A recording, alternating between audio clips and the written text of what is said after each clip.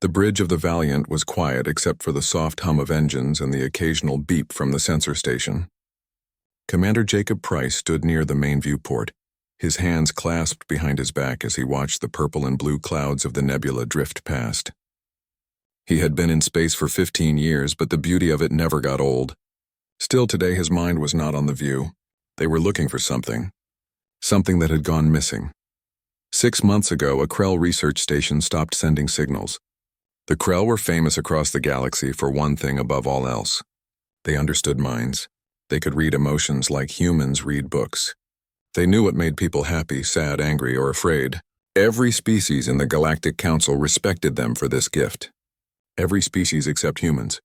Humans were different. Humans confused the Krell. Humans were new to space. Only 40 years had passed since they built their first faster-than-light ship. To the rest of the galaxy, 40 years was nothing. Some species had been traveling the stars for thousands of years, but humans had made a big impression in their short time among the stars. They did not think like other species. They did not act like other species. Where the Krell would study a problem and find the logical answer, humans would trust their gut feeling. Where the proud Threxian warriors would follow their ancient honor codes, humans would break every rule if they thought it was the right thing to do. This made humans unpredictable. Dangerous, some said. Useful, others argued. But everyone agreed that humans were strange. Lieutenant Kate Morrison walked up to Jacob. She was young, only 30 years old, but she had proven herself during the war with the Zethian Collective. Her face looked worried now. "Commander, we found it," she said. "The station is here. But something is wrong." "Very wrong." Jacob turned to face her. "What do you mean?" "There are no life signs. But the power is still on. All the lights are working. The air systems are running. It looks like everyone just disappeared." Jacob felt a chill run down his spine. "Any signs of a fight? Any damage to the station?" Kate shook her head. "No, sir. The station is perfect. Whatever happened, it happened inside." Jacob did not waste time. "Get a team ready. Full protective gear. I want Dr. Alan Foster from Medical and Sergeant Lisa Grant from Security. We go in careful and we go in smart." 2 hours later, Jacob was floating through the airlock into the Krell station. His team followed behind him. The moment they entered, Jacob knew something was deeply wrong. The station was too clean, too empty. The Krell loved art and books. They filled their spaces with beautiful things and words of wisdom. But here the walls were bare. Everything was gone, stripped away. They moved through the corridors slowly. The lights hummed softly overhead. Their boots made quiet sounds on the metal floor. Everything was working perfectly. But there was no one here.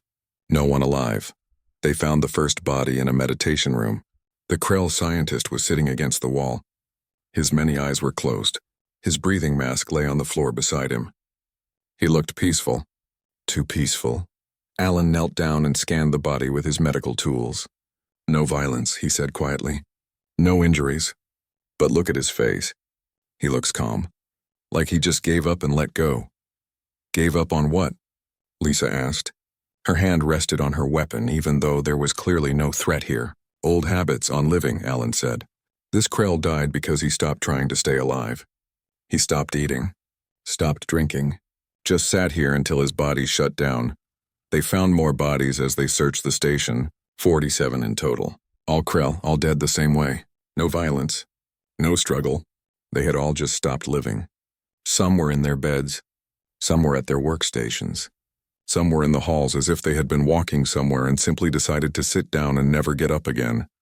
It was like finding a ship full of ghosts, except ghosts were stories. These bodies were real. The main laboratory was in the center of the station. When they entered, Jacob stopped in his tracks. The room was huge. In the middle sat a massive machine made of crystal and metal. Blue lights pulsed inside it slowly. Around it were dozens of computer screens showing complex diagrams and equations. Lisa went to the main computer terminal. "Commander," she said, her voice shaking just a little. "You need to see this." Jacob walked over and read the screen. The computer had translated the Krell writing into English. As he read, he felt his blood turn cold. The Krell had been studying humans. Specifically, they had been studying human emotions. Even more specifically, they had been studying one emotion that both fascinated and horrified them. They were studying human despair. "What is despair?" Lisa asked, reading over his shoulder. Jacob was quiet for a moment. It is the feeling you get when hope dies. When you believe nothing will ever get better. When you look at tomorrow and see only pain and emptiness. And they were studying this? Why? Jacob kept reading. His hand started to shake. They were trying to turn it into a weapon. The logs told the whole story. The Krell had captured human refugees from war zones. They had studied how humans responded to hopelessness. They had been amazed by what they found. Humans had an emotion so powerful that it could override every survival instinct. When humans truly lost hope, they could actually will themselves to die. But it was more than that. Despair could spread from one human to another, like a disease, through empathy. The Krell had tried to create this feeling artificially. They wanted to make a weapon they could use against their enemies. Just expose an enemy population to synthesized despair and watch them give up. Stop fighting. Stop living. It would be the perfect weapon. No explosions. No violence. Just quiet surrender. But the Krell had made one fatal mistake. They thought their logical minds would protect them. They thought they could study despair without feeling it. They were wrong. They tested it on themselves, Alan said, reading another screen, to make sure it was safe, to verify the effects. And it killed them all. Jacob found one more file. A personal log from the lead scientist, Dr. Velthar. It was his final message recorded just before he died. The computer read it aloud in a flat, artificial voice. But even through the translation, Jacob could hear the weight of the words, the regret, the understanding that came too late. Velthar explained that they had isolated the chemicals in the human brain that created despair. They had synthesized it. They had been so confident in their logic and science, but the moment they tested it, they understood their terrible mistake. Human despair was not just a chemical reaction. It was a question that humans had learned to answer over millions of years of survival. The question was simple. Why continue when there is no hope? The human answer was just as simple. Because we must. Because we choose to. Because even in the darkest night we believe morning will come. But the Krell did not have that answer. Their minds were built on logic and reason. When exposed to despair, they did the math. Living requires effort. Not living requires nothing. The logical choice was clear, and so they stopped all of them. The final message from Dr. Velthar played through the laboratory speakers. His voice, translated by the computer, carried a sadness that went beyond words. It was the voice of someone who understood they had made a mistake that could not be fixed. We thought we were so clever, the recording said. We believed we could isolate human despair and study it like any other chemical. We were wrong. Despair is not just a reaction in the brain. It is a philosophical weapon. It asks a question that our species has never needed to answer. What is the point of continuing when there is no hope? When existence offers only pain? The recording paused and Jacob could hear breathing in the background. Slow, tired breathing. Humans have an answer to this question. They learned it through millions of years of surviving on a world that tried to kill them every day. They learned defiance. Even when logic says to give up, humans can choose to continue. They find meaning where there should be none. They create hope from nothing. We Krell do not have this ability. Our minds are built on pure logic. Once we felt true despair, we could only see the mathematical reality. Effort is required to exist. No effort is required to not exist. The equation solves itself. Lisa stood very still, listening. Her face had gone pale. Alan was staring at the floor. Even Kate, listening through the radio from the ship, was quiet. Velthar's voice continued. I am recording this warning for whoever finds this station. Humanity survived their evolution because they had to learn to fight despair itself. Every other species in the galaxy evolved differently. We do not have their resistance. The weapon we created from human suffering will kill us all. I can feel it spreading through the research team even now. We are infected. By the time you hear this, we will be gone. There was another long pause. When Velthar spoke again, his voice was barely a whisper. Do not let this research fall into anyone else's hands. Destroy it. Destroy this entire station if you must. Some things were never meant to be weapons, please. Learn from our mistake. Some knowledge costs too much. The recording ended. Silence filled the laboratory. Jacob stood frozen, trying to process what he had just heard. Around him, his team looked shaken. Lisa, who had fought in 3 wars, looked sick. Alan was pale. Even through the radio, Jacob could hear Kate's quick breathing. Sir. Kate's voice came through the comm system. What do we do? Jacob looked at the crystal machine in the center of the room. It still pulsed with blue light. Beautiful and terrible. We follow Dr. Velthar's last order. Alan, is the compound still active? Can it still spread? Alan checked his scanner, moving it over the air in the room. The compound breaks down quickly in normal atmosphere. It is unstable. But the research data is all here. The formulas. The methods. Anyone with this information could recreate it. Jacob made his decision. Then we make sure no one ever does. Kate, prepare the missiles. Target this station. Full spread. Thermal detonation. I want nothing left. Not even atoms. There was a moment of shocked silence over the radio. Then Kate spoke carefully. Sir, should we not report this to command first? This is a major discovery. The council will want to study it. The council will want to weaponize it, Jacob said flatly. Just like the Krell did. And they will make the same mistake. They will think they can control it. They will think their logic or honor or wisdom will protect them. But it will not. This ends here. This ends now, Lisa stepped forward. Commander, I agree with you. But we should document what happened. Not the research itself, but the warning. Other species need to know that this path leads to death. Jacob thought about that. She was right. The story needed to be told. The warning needed to be heard. Take recordings of the warning logs. Copy Velthar's final message, but nothing else. We tell the story of what the Krell learned, not how they learned it. No formulas. No methods. Just the truth about what happens when you try to weaponize despair. As his team worked to copy the files, Jacob walked through the station one more time. He wanted to see it, to remember it, to understand what had happened here. He found what must have been Velthar's personal quarters. The room was simple. A bed, a desk, a small window looking out at the stars. On the desk was a datapad, not connected to the main computer, personal, private. Jacob picked it up and activated it. The screen lit up with one final entry. Velthar had written it in the hours before his death.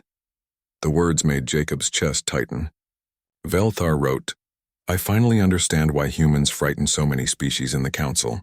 It is not their violence, though they are capable of great destruction. It is not their unpredictability, though they often act in ways that defy logic.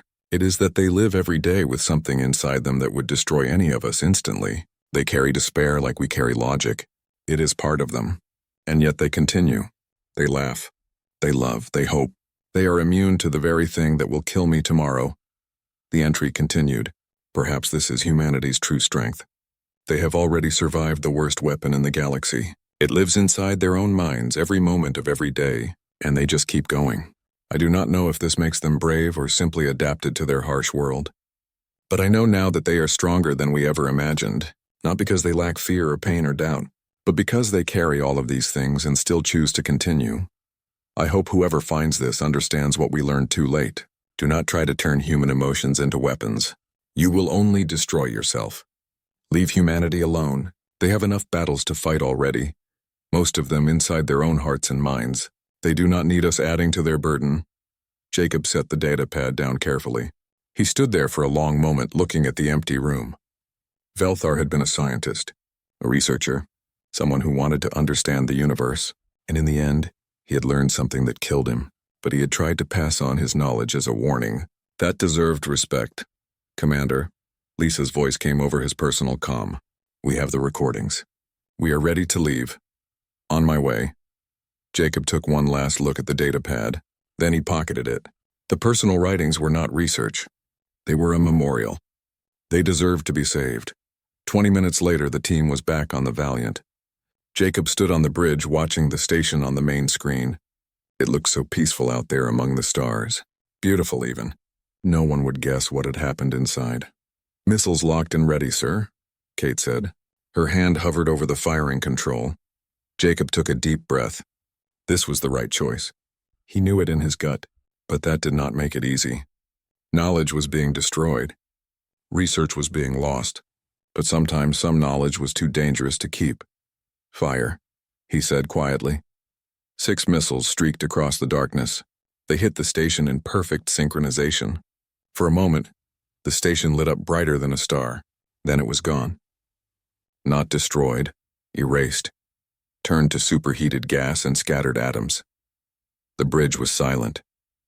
Jacob stood and watched the empty space where the station had been. 47 Krell had died there. 47 brilliant minds gone because they tried to understand something they should have left alone. Set course for Unity Station, Jacob said finally. We need to make our report. Kate entered the coordinates. The Valiant turned away from the empty space and jumped to faster than light speed. Behind them, the nebula continued to swirl, beautiful and uncaring. The universe did not notice when species made terrible mistakes. It just kept moving forward, but Jacob noticed. He would carry this day with him for the rest of his life. The day he learned what made humans different. Not special necessarily, just different. They had survived by learning to fight a war that other species did not even know existed. A war against their own minds, against hopelessness itself, and somehow against all logic humans kept winning that war, one day at a time. 3 days later, Jacob stood in the great chamber of the Galactic Council on Unity Station. The emergency session had been called immediately after his report reached Council headquarters. Representatives from 47 different species filled the chamber. Some were there in person. Most appeared as holograms, their forms shimmering slightly in the air. Jacob stood alone in the center of the chamber. He felt small. The chamber was built to make individuals feel small. It reminded everyone that they were just one voice among many. But today, Jacob's voice was the only one that mattered. He had destroyed an entire research facility. He had eliminated potentially valuable scientific data, and he had done it without asking permission. High Arbiter Zexlan of the Threxians spoke first. His scales flashed angry red. The Threxians were a warrior race. They valued honor and following proper procedures. To them, what Jacob had done was a crime. Commander Price, Zexlan said, his voice echoing through the chamber. You destroyed an entire research station without authorization. You eliminated data that could have been valuable to the entire council. By what right did you make this decision alone? Jacob looked up at the Threxian. He did not look away. He did not apologize. By the right of someone who understood what that research would do to every species in this chamber. The Krell tried to weaponize human despair. It killed all of them. It would have killed all of you, too. Counselor Mareth of the Vedran species shifted. The Vedran were made of living crystal. When they moved, they made a sound like wind chimes. Mareth's tone carried doubt. You ask us to believe that a simple emotion could be lethal? That the Krell, who understand minds better than any species, could be defeated by a feeling? I'm not asking you to believe me, Jacob said calmly. I am asking you to listen to Dr. Velthar. Play the recording. The chamber darkened. Velthar's final message played for all to hear. The Krell scientist's words were translated simultaneously into 47 languages. Every species heard the warning in their own tongue. When the recording ended, the silence in the chamber was absolute. No one spoke. No one moved. Finally, Ambassador Krishara of the Illumined Ones spoke. Her species communicated through patterns of light on their skin. The translator turned her light into words. The human speaks truth in what he says, but he also hides truth in what he does not say. Commander Price, did you save any of the research data? Any of the formulas? No, Jacob said simply. All research data was destroyed with the station. Even though such data could help us understand human psychology better, could help us develop treatments for mental illness across many species, Jacob felt anger rising in his chest. He pushed it down. The Krell thought they could control it too. They thought they could use it safely. They were wrong. Anyone who tries to recreate that research will make the same mistake. Despair is not a chemical you can balance with equations. It is not an emotion you can measure and contain. The moment you synthesize it, you create a weapon with no off switch. Zexlan leaned forward in his seat. His warrior instincts were engaged now. But humans are immune, yes? You said so yourself in your report. Humans could research this safely. They could develop defenses. They could protect other species. We are not immune, Jacob said, his voice hard. We learned to survive it. That is different. Every human alive has felt despair. We lose people to it every single day. It kills our people through something we call suicide. It destroys lives through depression and hopelessness. We do not have immunity. We just have practice fighting it. And we lose that fight more often than you could believe. The chamber stirred. Murmurs spread through the assembled representatives. Mareth spoke again, the crystal tones of their voice higher now, concerned. You say that every human lives with this weapon inside them? Every moment of every day? Yes, Jacob said. That is exactly what I am saying. Now you understand why we seemed strange when we joined the council. You wondered why we were so emotional, so irrational, so stubbornly hopeful even when hope made no logical sense. This is why. We have to be.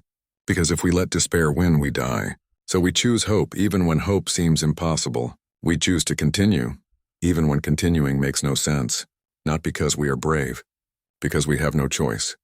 The lights on Krishara's skin pulsed slowly, thoughtfully. The Krell died to teach us this lesson. You destroyed their research to protect us from our own curiosity. You ask us to trust that you made the right choice. I am not asking you to trust me, Jacob said. I am asking you to trust the Krell. Dr. Velthar's final order was clear.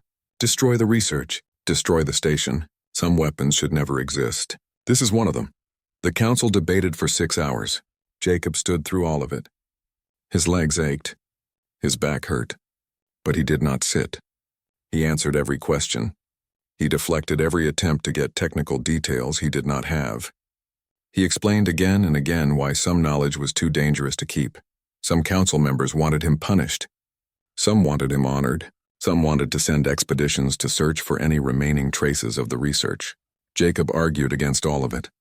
The research was gone. It needed to stay gone. End of story. Finally, after what felt like forever, High Arbiter Zexalon called for a vote. The chamber fell silent. Each representative cast their vote. Green light for approval, red light for denial. The lights flickered through the chamber like stars. The final count appeared on the main display. The resolution passed by a narrow margin. Commander Jacob Price was cleared of all charges. The destruction of the Krell research station was deemed necessary for galactic security. And most importantly, any attempt to recreate the research would be classified as a crime against the Council. Any species caught trying would face total embargo and exclusion from the galactic community. Jacob felt his knees go weak with relief. He had won. Not because he was right, necessarily, but because enough council members were afraid. Afraid of what might happen if someone else tried what the Krell had tried. Fear could be useful sometimes. As the session ended and representatives began to fade out, Krishara approached Jacob's platform. Her light patterns formed gentle waves, peaceful, respectful. You protected us today, Commander, from the Krell's research, from ourselves, perhaps from your own species as well. Jacob nodded slowly. Someone had to. The illumined ones have a saying, Krishara continued. The brightest lights cast the darkest shadows. Your species carries both inside them. We will remember that. We will be careful around humans now, not from fear, from respect. Respect is all we ask, Jacob said quietly. Krishara's hologram faded away. One by one, the other representatives left. Soon Jacob stood alone in the empty chamber. He looked up at the vast ceiling, at the windows showing the stars beyond. Somewhere out there, the nebula still swirled. The place where the Krell station had been was now just empty space. But the lesson remained. The warning remained. 47 Krell had died to teach the galaxy something important, and Jacob had made sure their death meant something. Some knowledge was too dangerous. Some weapons should never be built. Some doors should stay closed. Kate was waiting for him outside the chamber. She looked tired but relieved. The Valiant is cleared to leave whenever you are ready, sir. We have new orders. Patrol duty in the Outer Rim. Jacob managed a small smile. Patrol duty sounds perfect. Nice and boring. There is something else, Kate said. Admiral Chen wants to see you. Something about a promotion? Jacob shook his head. No promotions. Not for this. I just want to go back to work. You saved the galaxy from a weapon that could have destroyed every species except humans. That deserves recognition. I destroyed knowledge, Jacob said quietly. I burned down a library because I was afraid of what was inside. Maybe I was right. Maybe I was wrong. But I do not feel like a hero. Kate was quiet for a moment. Then she put her hand on his shoulder. Velthar thanked you in his last message. Did you notice? He said please. He was grateful someone would listen to his warning. That makes you a hero in my book. Jacob thought about that. About Velthar's final words. About the 47 bodies on that station. About the weapon that killed them all. Let us go home, he said finally. I need to think for a while.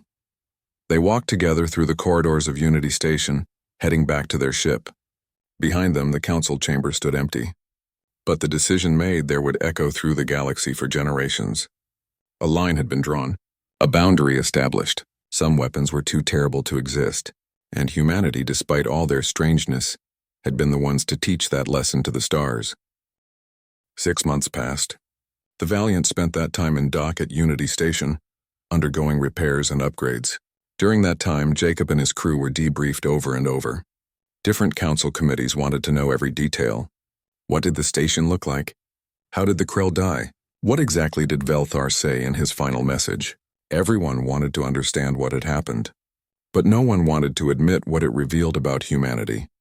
Jacob found that interesting. The council accepted that the Krell had made a terrible weapon. They accepted that it had killed the Krell. They accepted that it needed to be destroyed. But they did not want to talk about the fact that humans lived with this weapon inside them every single day. That truth made them uncomfortable. When the repairs were finally complete, Jacob took leave on Earth. He needed time away from space, away from questions, away from the weight of what he had learned. He went to a small cabin in the mountains. The place used to be called Montana, back before the borders changed. The mountains were still covered in snow even though it was summer. The sky was impossibly blue. The air smelled like pine trees and cold water. It was perfect, quiet, peaceful, empty. On the third day, Kate found him. She hiked up from the valley with a heavy pack on her back and determination on her face. Jacob was not surprised.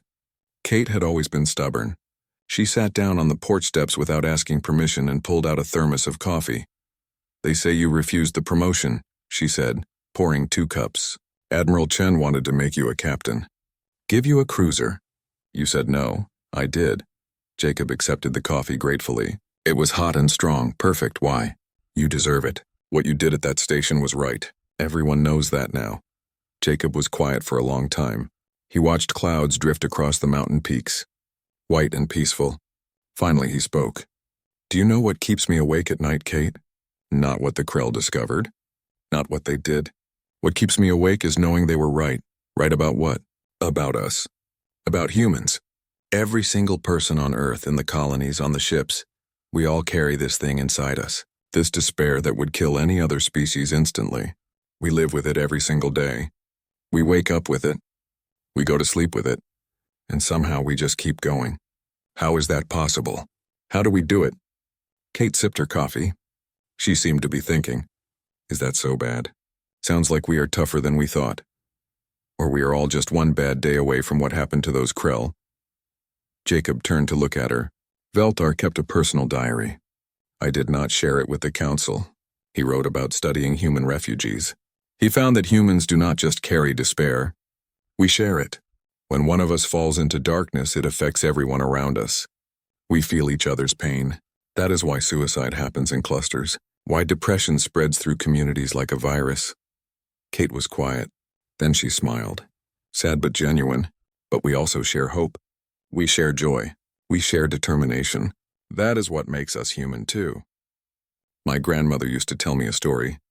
During the Unity talks, when humans first joined the council, a Threxian warrior asked her what humans brought to the galaxy. What made us special? You know what she said? Jacob shook his head. She said we brought our scars. Every species in the council evolved on peaceful worlds. They had challenges, sure, predators and diseases and natural disasters, but nothing like Earth. We evolved on a planet that tried to kill us every single day. Ice ages, volcanoes, asteroids, plagues, and we survived all of it. We carry the scars of survival in our genes, in our emotions, in the way we refuse to give up even when giving up makes perfect sense. The Threxian asked if that made us dangerous. My grandmother said yes, but it also makes us the people you want beside you when things go truly bad, because we already survived the worst, and we are still here. Jacob felt something loosen in his chest, a knot he had been carrying since the Krell station. Your grandmother sounds wise. She was. She also said being dangerous is not the same as being evil. Humanity carries darkness, yes, but we also carry light. The question is which one we choose to feed. They sat in silence for a while. The sun moved across the sky. Birds sang in the trees. Somewhere far below, a river rushed over rocks. Life continued. It always did. I turned down the promotion because I need time to figure out what comes next, Jacob said finally. The Krell opened a door. It cannot be closed. Other species will try to recreate that research. Some will succeed. When they do, they will need someone who understands what they are facing, someone who knows how to fight it. So what will you do? I am going back to school. Psychology. Biology. I want to learn everything I can about how different species process emotions. Then I want to create protocols, treatments, safeguards, not weapons, defenses, ways to help species survive if they encounter weaponized despair. Kate smiled. That sounds like hero work. Heroes are for stories, Jacob said.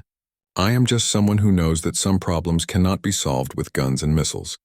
The Krell tried to turn our worst emotion into a weapon. The only way to fight that is to teach others how we survive our darkness, not through logic, not through suppression, but through connection, through hope, through the stubborn human refusal to let despair have the final word. Kate raised her coffee cup. To humanity, then. May we always choose to feed the light. Jacob touched his cup to hers. To humanity, and to every species that will need our help learning that darkness does not last forever. They finished their coffee as the sun began to set. The mountains turned gold and orange. Shadows grew long across the valley. Soon it would be night, but morning would come again. It always did. That was the lesson humans had learned over millions of years. Darkness comes, but it does not stay. And in the meantime, you keep going. You keep fighting. You keep hoping, not because victory is certain, but because the alternative is unacceptable. Kate stayed for 3 more days. They hiked in the mountains. They talked about the future. They made plans. When she finally left, Jacob felt better than he had in months. He was not carrying the weight alone anymore. Kate understood. She would help. Together they would make sure the Krell's sacrifice meant something. Jacob spent 2 more weeks at the cabin. Then he packed his things and headed back to the city. He had applications to fill out, schools to contact, a new life to start. He was done being a soldier. Now he would become something else. A teacher, a healer, someone who helped others understand that carrying darkness did not mean being consumed by it. On his last night in the mountains, Jacob sat on the porch and looked up at the stars. Somewhere out there, the galaxy continued its ancient dance. Species rose and fell. Civilizations bloomed and faded. And humans, those strange newcomers with their scars and their stubborn hope, were finding their place among it all. Not as conquerors, not as victims, but as survivors, as teachers, as living proof that darkness could be endured, that despair could be fought. That hope was not just a pleasant feeling, but a weapon more powerful than anything the Krell could have imagined. Jacob thought about Velthar one last time. About the Krell scientist who learned too late what it meant to be human. He hoped Velthar had found peace. He hoped the other Krell had as well. They had made a terrible mistake. But they had died trying to warn others. That deserved to be honored. The stars wheeled overhead, cold and distant. But Jacob did not feel cold. He felt warm, hopeful, ready. Tomorrow he would start his new life. Tonight he would rest. And when the sun rose again, he would face it the way humans had always faced new days. With courage. With determination. With the absolute refusal to let darkness win. That was the human way. And it was enough. 10 years passed. Dr. Jacob Price stood in the main hall of the Galactic Institute for Emotional Sciences on Unity Station. The institute had been his dream, his life's work. It had taken 5 years just to get approval from the council. Another 3 years to build it. 2 more years to staff it and get it running properly. But it was worth it. Every moment. Every struggle. The institute was not large. Just 20 researchers and a support staff of another 30. But what they accomplished was remarkable. They studied how different species processed emotions. They developed treatments for depression in the crystalline Vedran. They created support systems for grief in the colony-minded hive species. They taught the logical Krell survivors how to recognize emotions they had never needed to understand before. Most importantly, they saved lives. Thousands of them, across dozens of species. Jacob walked through the research wing, checking on various projects. In one lab, a team was analyzing brain scans from different species, looking for common patterns in how emotional pain was processed. In another, counselors were training through virtual reality, learning how to talk to species whose minds worked completely differently from their own. In a third, Scientists were developing new medications that could help without causing the terrible side effects that had plagued earlier attempts. It was good work. Important work. But it was not enough. It would never be enough, because 5 years ago, everything had changed. A Zethian research vessel had found something near the galactic core, a derelict ship from a civilization that had died thousands of years ago. Inside, they found evidence that another species had tried to weaponize despair long before the Krell. The Architects, they were called. They had been one of the most advanced civilizations in the galaxy. They built cities that touched the clouds, ships that could cross galaxies, technology that seemed like magic, and then they disappeared. Overnight, every single one of them gone. Their cities stood empty. Their ships drifted silent through space. And on every structure they left behind, carved deep into walls and floors and ceilings, was the same warning in their ancient language: beware the darkness within. The discovery proved everything Jacob had argued. The Krell were not the first to make this mistake. They would not be the last. But at least now the galaxy understood the danger. The Council had made attempting such research a crime. Strict penalties. Total isolation from the galactic community. No exceptions. Jacob found Kate in the observation lounge. She was Admiral Morrison now, commander of the Council Defense Fleet. Her uniform was crisp and perfect. Her hair had streaks of gray that she refused to hide. She stood by the viewport watching the stars. "They are naming the new station after Velthar," she said without turning. "The Krell Council approved it yesterday. They want it to be a reminder of what they learned, what they paid to teach us all." "Good," Jacob said, joining her at the window. "He deserves to be remembered. All of them do." "We got a transmission from the frontier colonies," Kate continued. "There is a human settlement having problems. Some kind of depression epidemic. Environmental factor affecting brain chemistry. They are asking for your team." Jacob nodded. "We will leave tomorrow." "How bad is it?" "Bad enough that they asked for help. You know how humans are. We do not admit we are struggling until things are critical." Jacob smiled sadly. "That is the truth. We spent millions of years learning to hide our pain, to push through it, to pretend everything is fine. It kept us alive when we were running from predators. But now it kills us. The hardest part of my work is teaching humans that asking for help is not weakness. It is wisdom." Kate turned to face him. "Do you ever regret it? Destroying that research? Some people still say we could have used it, studied it safely, learned something valuable." "Every day," Jacob admitted. "But then I remember Velthar's final words. Some things were never meant to be weapons. The moment we try to turn human suffering into a tool, we become the darkness instead of fighting it." "The new recruits at the academy study what happened at that station," Kate said. "They call it the Krell lesson. Not just about despair, but about pride. About thinking we can control things we barely understand." "Good. Let them learn from other people's mistakes for once." Jacob gazed out at the stars. "You know what still amazes me? After everything that happened, after learning what we carry inside us, humanity did not hide. We did not isolate ourselves. We did the opposite. We opened schools. We trained counselors. We taught other species how to recognize and fight despair in their own people. We took our darkest truth and used it to help others. That is what my grandmother meant," Kate said softly, "about carrying scars. We do not hide them. We do not pretend they are not there. We show them to others and say, look, here is proof that wounds heal. Here is evidence that survival is possible. Here is hope." A young researcher approached, a veteran, their crystal body pulsing with excited colors. "Dr. Price, we analyzed the samples from the frontier colony. You were right. Mineral deposits in the water supply affecting brain chemistry. We can fix it." "Excellent work, Dr. Shalrin. Prepare a treatment protocol. We leave first thing tomorrow." The veteran hurried away, colors flashing with pride. Kate laughed. "Remember when the veteran first came here? They could not understand why humans needed help with emotions. They thought it was weakness. And now half our staff is veteran. Turns out every species has darkness. We just learned to talk about ours first because we had no choice." Kate checked the time. "I should get back to my ship. Council meeting tomorrow about expanding the defense perimeter. Rumors of another group trying to recreate the Krell research. Some extremist faction on the outer rim." Jacob felt the familiar weight settle on his shoulders. They never learn. Some people have to touch fire to believe it burns. But that is why we are here. You heal the burns. I stop the fires from spreading." Kate clasped his shoulder. We make a good team, Jacob, even after all these years. That we do.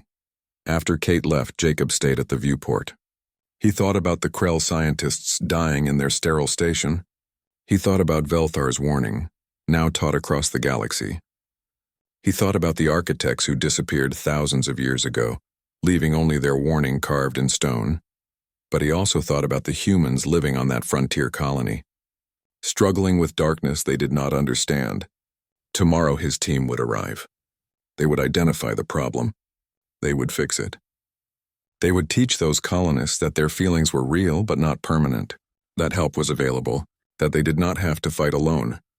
The Krell tried to weaponize human despair and died for it, but their death taught the galaxy something more valuable than any weapon. Darkness exists in all species. Given the right conditions, it can grow and consume. But darkness is not destiny. With help, with support, with stubborn determination, it can be fought. Humans had known that truth for millions of years. They carried it in their genes, in their history, in every story about heroes who faced impossible odds and kept going anyway. Not because victory was certain, but because giving up was unacceptable. Jacob turned from the viewport and headed back to his office. There was work to do. Treatment protocols to prepare, medications to pack, counselors to brief. There would always be work to do. But that was fine. Work meant purpose. Purpose meant hope. And hope was the weapon that darkness could never defeat. The Krell learned that lesson too late. But the rest of the galaxy learned it from them. And that was a legacy worth preserving, a lesson worth teaching, a hope worth fighting for every single day. Tomorrow, Jacob would travel to the frontier.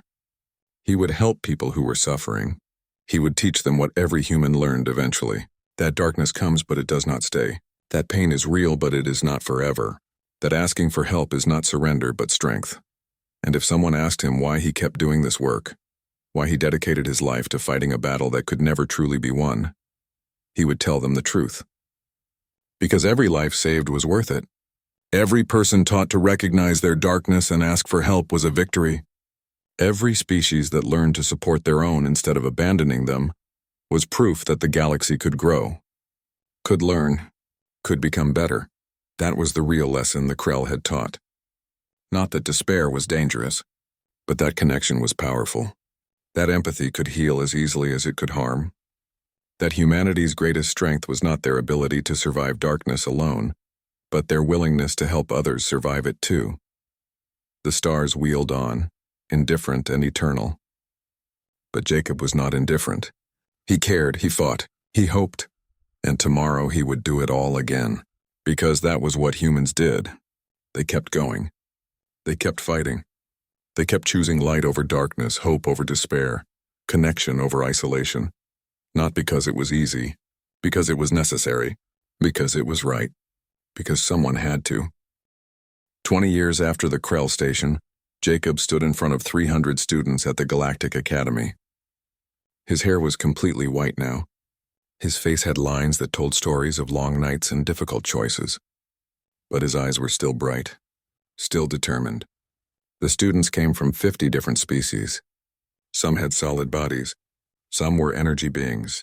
Some existed partially in dimensions humans could not even perceive. But they all had one thing in common. They wanted to understand emotions. They wanted to help. Today we talk about the most important lesson in this entire course, Jacob said, his voice carrying clearly through the hall. Some of you will become doctors.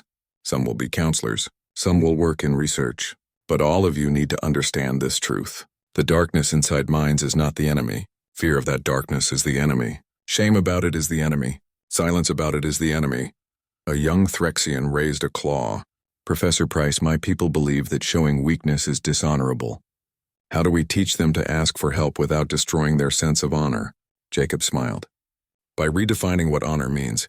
Is it more honorable to suffer alone and potentially harm yourself and others?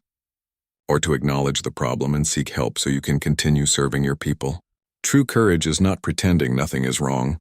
True courage is facing the truth and doing what needs to be done about it. A veteran student spoke up, their crystal body chiming softly.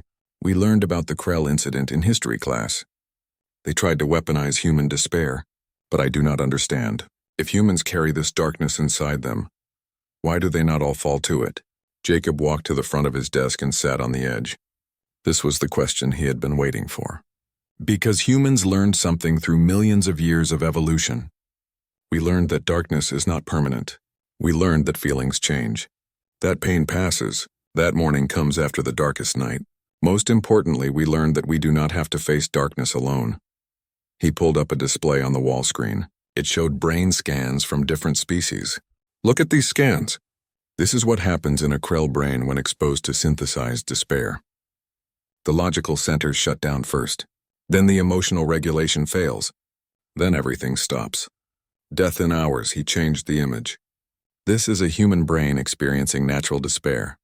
See these areas lighting up? This is the part that processes social connection. This one handles hope. This one creates meaning from experience. Even in the darkest moments, these areas stay active. Not because humans are special, but because we evolved needing them. Our ancestors who could find hope in hopeless situations survived.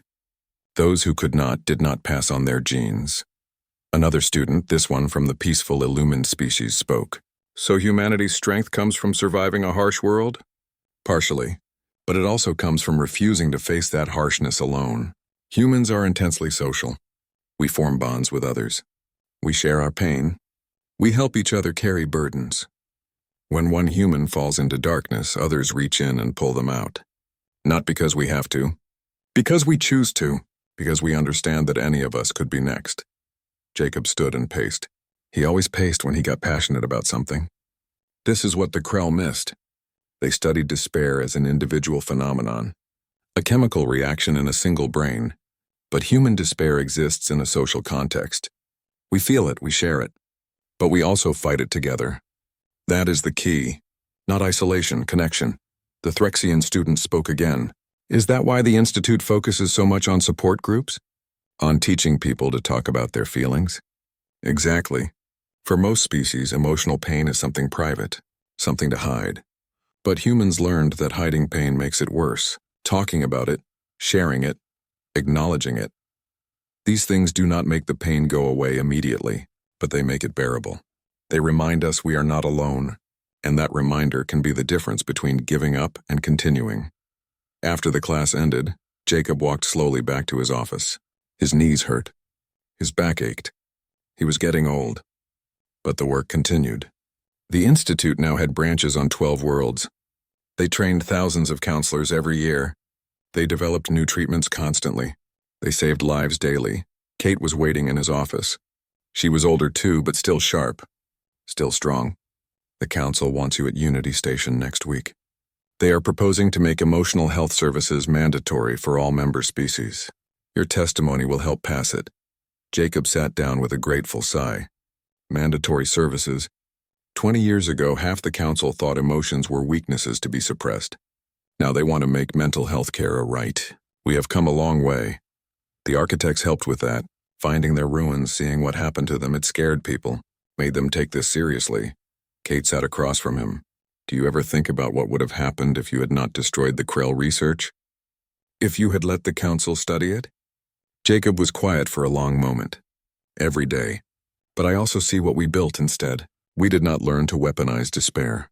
We learned to fight it. We learned to heal it. We learned to survive it together. That knowledge is worth more than any weapon. The new generation does not remember when mental health was taboo, Kate said. They grow up knowing it is normal to ask for help. Normal to talk about feelings. Normal to support each other. Good. Let them take it for granted. Let them never know what it was like when species suffered alone, too proud or too afraid to admit they needed help. Jacob looked at the photos on his wall. Students he had taught, lives he had helped save, species he had trained. We changed the galaxy, Kate, not with weapons or wars. With understanding. With compassion. With the simple truth that darkness can be faced if we face it together. Kate stood to leave, then paused. They are naming a ship after you. The research vessel that will search for more information about the architects. They want to understand what happened to them, how they fell, maybe learn to recognize the warning signs in other civilizations. Jacob shook his head. Name it after Velthar instead. He paid the price for the lesson we learned. He deserves the honor. They already named a station after him. This is different. This is about honoring the human who taught the galaxy, that some knowledge is too dangerous, and some lessons are worth more than any weapon. You earned this, Jacob. After Kate left, Jacob sat alone in his office. The sun was setting outside his window. The light turned gold, then orange, then red. Soon it would be night, but morning would come again. It always did. He thought about the young commander he had been, standing on the bridge of the Valiant, making the decision to destroy the Krell station. He had been so afraid that day, afraid he was making a mistake, afraid he would be punished, afraid the knowledge he destroyed would be needed someday. But he had also been right. The galaxy did not need weapons. It needed understanding. It needed compassion. It needed to learn what humans had learned over millions of years of survival, that darkness exists, that pain is real. But that connection is stronger than isolation. That hope can be chosen even when hope seems impossible. That morning comes after every night. Jacob pulled out the old datapad he had taken from Velthar's quarters all those years ago. He still had it. Still read it sometimes when he needed to remember why this work mattered. Velthar's words were as true now as they had been then. Humans carried darkness inside them every day, and they kept going anyway. Not through logic, not through suppression, through connection, through hope, through the stubborn refusal to let darkness have the final word. That was humanity's gift to the galaxy, not their technology, not their weapons, not their ships or their soldiers, but their understanding that survival was not an individual achievement. It was a collective effort, that the strongest people were not those who never fell, but those who fell and got back up, often with help from others who understood what it meant to fall. The galaxy had learned that lesson now, slowly, painfully, at great cost. But they had learned it. Mental health was no longer a shameful secret. Asking for help was no longer seen as weakness. Supporting others was no longer optional. These things were normal now, expected, valued, and lives were being saved. Every single day, across hundreds of worlds, thousands of communities, millions of individuals who might have suffered alone, but now had help, had hope, had a tomorrow worth facing. Jacob stood and walked to the window. The academy grounds were beautiful in the fading light. Students from dozens of species walked together, talking, laughing, studying. They would go out into the galaxy and help people. They would save lives. They would carry forward the lesson that the Krell died teaching. Some weapons should never exist. Some knowledge costs too much. But some truths are worth any price. The truth that darkness can be survived. That pain can be shared. That hope can be chosen. That morning always comes. The Krell tried to weaponize human emotion and it destroyed them. But their destruction taught something far more valuable than any weapon could provide. It taught that connection was stronger than isolation. That empathy could heal as well as harm. That humanity's greatest strength was not surviving darkness alone, but helping others survive it too. 20 years ago, Jacob had stood on a bridge and made a choice. To destroy rather than preserve. To protect rather than profit. To trust that,